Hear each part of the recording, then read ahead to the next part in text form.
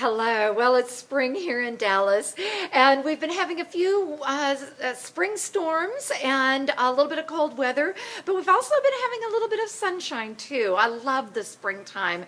In fact, this weekend, my husband and I got down on our hands and knees and we cleared out the old winter brush, the old leaves and dead branches, and planted some beautiful begonias in its place. And you know, there's a lot of life lessons we can learn during the springtime. One of them is that we need to get rid of some of the old growth that has been kind of growing and hanging around in the winter parts of our lives. Things like maybe perhaps some old hurts or bitterness, or maybe even some mistakes that we've been replaying in our minds. And we need to get rid of that and instead plant good things into our brains, good thoughts and good words of truth into our brains. Where do we begin to find that truth? Well, certainly we begin by God's Word, planting God's Word in our hearts and minds. I think about what James said when he said, get rid of all moral filth and the sin that is so prevalent, and humbly accept the Word planted in you, which is able to save you. Oh, how strong and rich God's Word is, and how it brings beauty to our hearts and minds and our lives. Because God's Word reminds us of God's love, God's strength, of His sovereignty, that He has a plan and He is working out His divine plan in this world, and that we can trust Him with our lives, that He is our good shepherd, He is our keeper, and that He loves us with an unfailing love.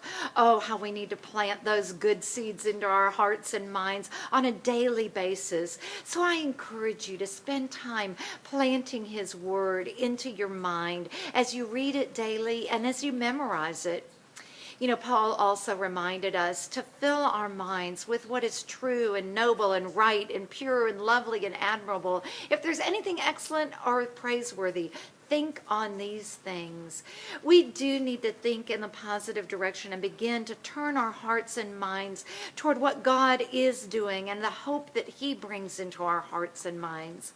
So during this springtime, let's get rid of some of the ugly things that are filling our minds with the winter, should we say, the things that we need to get rid of, that bitterness and anger and some of the old past hurts. And let us replace it with God's truth, God's love. And in the process, we bring beauty to this world, because as we fill our hearts and minds with the love of Christ, it can't help but overflow and flower into beautiful blessings for the people around us. So let spring be a reminder of the beauty that we can plant in our lives and in our hearts, and bring beauty to other people's lives as well. I hope you have a great week. I look forward to seeing you next week here at Positive Life Principles.